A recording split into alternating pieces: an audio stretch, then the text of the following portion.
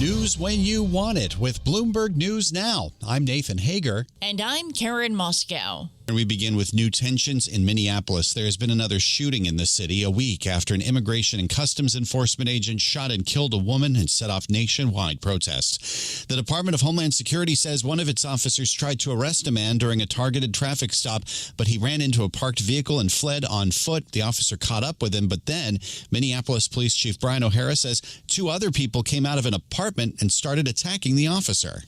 During the struggle, the federal agent discharged his weapon, striking one adult male. The adult male then retreated inside of the residence, where he remained inside and refused to come out. Minneapolis Police Chief Brian O'Hara says that adult male was shot in the leg. All three were eventually taken into custody. Both the officer and the man who was shot are in the hospital. DHS says that man is a Venezuelan who entered the U.S. illegally. Minnesota Governor Tim Walz is condemning the ongoing enforcement surge in his state. Let's be very, very clear. This long ago stopped being a matter of immigration enforcement. Instead, it's a campaign of organized brutality against the people of Minnesota by our own federal government. Minnesota Governor Tim Walz delivered a primetime address right around the time of this latest shooting.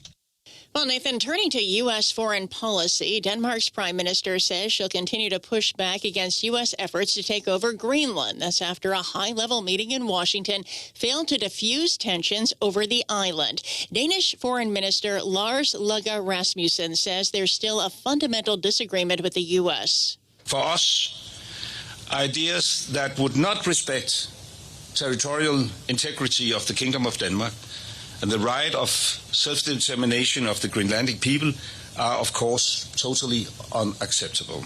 Still, Danish Foreign Minister Lars Løkke Rasmussen says he's agreed to set up a working group after meeting with Secretary of State Marco Rubio and Vice President J.D. Vance.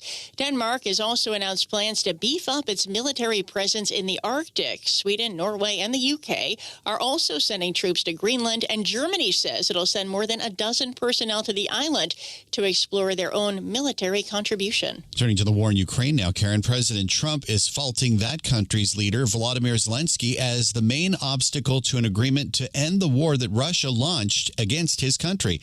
The president described Russian President Vladimir Putin in an interview with Reuters as ready to make a deal. When pressed on what was impeding a deal, the president replied, Zelenskiy.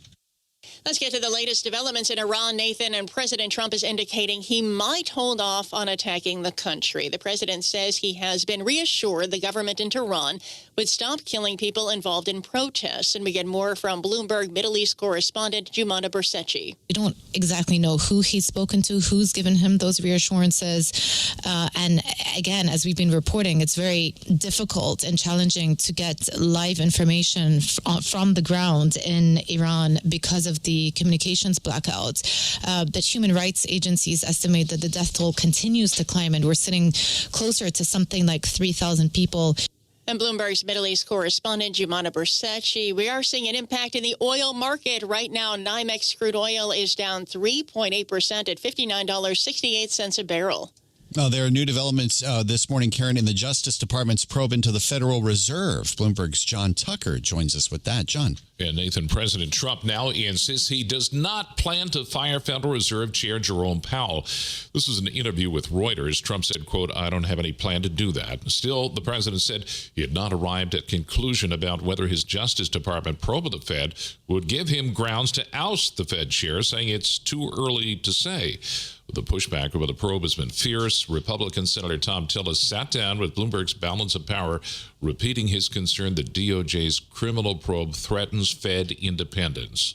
It's remarkable to me that someone in the DOJ would move without the president's knowledge, but apparently they did.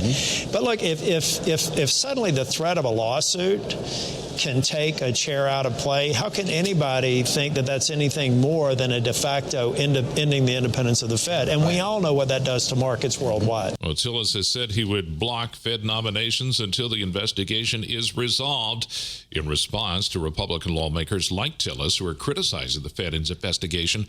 President Trump responded, "I don't care," and, quote, "they should be loyal." In New York, I'm John Tucker, Bloomberg Radio. And that's news when you want it with Bloomberg News Now. I'm Karen Moscow. I'm Nathan Hager, and this is Bloomberg.